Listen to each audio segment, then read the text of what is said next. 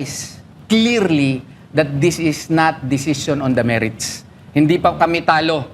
Meron pa pong main decision yung Korte Suprema. Meron pa rin kaming karapatan na mag-file ng motion for reconsideration. Kumbagat sa basketball, parang na-traveling ka lang. Parang Pero ganun. laban. Hindi pa tapos ang laban. Pakipaliwanag sa amin ano ang talagang in layman's term ng ibig sabihin ng tong TRO na to. Ibig po bang sabihin na to, talo na ang kampo ni Bato? Hindi po.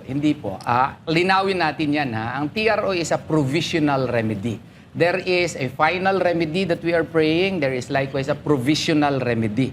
So ito provisional lamang habang dinidiscuss pa yung merits ng kaso.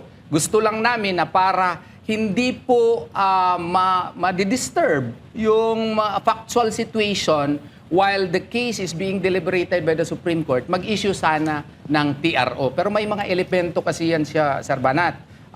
Meron clear and unmistakable right, material invasion of such right, and then there is grave and irreparable injury that will beset the plaintiff if the writ or if the TRO will not be granted, and that there is clear and absolute necessity, clear and urgent necessity To prevent the damage. So, yun ang 4 elements. Sa aming palagay, baka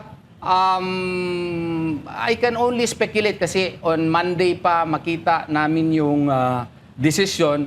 So Order. siguro, yung order rather, siguro may elemento lang siguro kami na hindi na-comply. And we would not want to speculate until and after makita namin yung order mismo, which will be issued on Monday. So wala pa yung order. So ano yung lumabas? Hindi pa, yung ano pa lang, Press primer. briefer. Press briefer. Pero is it briefer. normal yung press briefer? Ganyan na ngayon ang ginagawa ng Korte Suprema. So that the parties will be guided, and then later on, the written order or decision will be issued by the Supreme Court. Ganyan na po. Pero ibig po bang sabihin nun parang hindi nakita ng korte yung urgency na kaya tinanggihan yung TRO? Pwede lang, pwede.